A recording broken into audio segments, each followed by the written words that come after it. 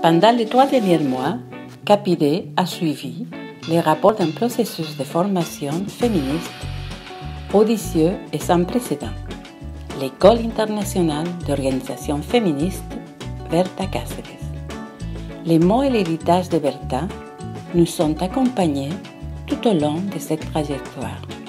Sa vision stratégique, engagée dans l'organisation populaire, dans la résistance des peuples, de leur langue et de leur cosmovision, dans la construction d'alliances, dans les luttes contre le capitalisme patriarcal, raciste et colonial. Plus de 100 femmes et personnes non-binaires ont participé à ce processus intense de construction de connaissances communes, d'échanges, d'apprentissage, à partir de différents terrains de lutte. Nous nous sommes mis au défi d'utiliser la technologie pour notre formation et notre organisation. Nous nous sommes engagés en faveur de la justice linguistique et avons bénéficié du soutien permanent d'une incroyable équipe d'interprètes, et aussi au langage non-binaire qui renforce notre diversité et notre affirmation que nos corps et nos désirs ne correspondent pas au binaire du genre. CAPIDE a documenté les 4 rencontres qui nous ont donné une lecture commune de la réalité. Nous avons compris les structures et les imbrications du système d'oppression, ainsi que les mécanismes permanents des attaques du capital contre la vie. Le colonialisme raciste et patriarcal est un mécanisme fondamental du capitalisme. Nous avons défendu la nature, la terre-mère, en récupérant et en reconnaissant notre mémoire et nos connaissances ancestrales.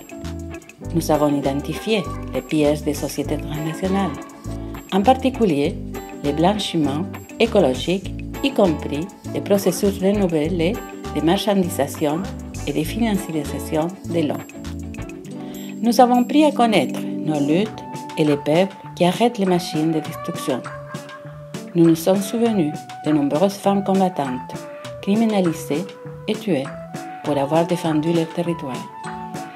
Nous avons examiné nos corps, nos sexualités et nos désirs, en remettant en question l'hétérosexualité obligatoire et la violence patriarcale qui continuent d'être des instruments de contrôle dans le monde entier. Nous avons compris que le contrôle patriarcal et raciste de nos corps est lié à l'exploitation du travail. Nous avons discuté de différentes perspectives et stratégies des peuples par rapport à l'État et à la démocratie.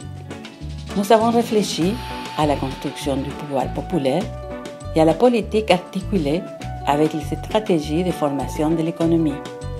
La souveraineté et l'autodétermination des peuples sont fondamentales dans notre lutte. Et au-delà des sessions tenues, le contact permanent des participantes de l'école a été marqué par la solidarité internationale, puisque nous participons à la fois à notre formation et à des luttes très sérieuses dans chacun de nos territoires. Dans la seconde moitié de l'école, CAPIDE a inscrit l'économie féministe comme une stratégie et une proposition émancipatrice. La reconnaissance du travail domestique et des soins comme faisant partie de l'économie, de l'interdépendance entre les êtres humains et de notre écodépendance avec la nature. Les alternatives locales qui renforcent nos confrontations systémiques avec le capitalisme sont autant des aspects qui font de l'économie féministe une stratégie pour construire des propositions et des mouvements pour surmonter la fragmentation, pour articuler les transitions et les ruptures. Notre engagement pour la construction d'un mouvement féministe populaire n'a pas de recette. C'est un engagement de solidarité internationale, de convergence et de construction à la base, avec des sujets politiques pluriels et forts qui affrontent et dépassent les hiérarchies, les inégalités au sein des mouvements.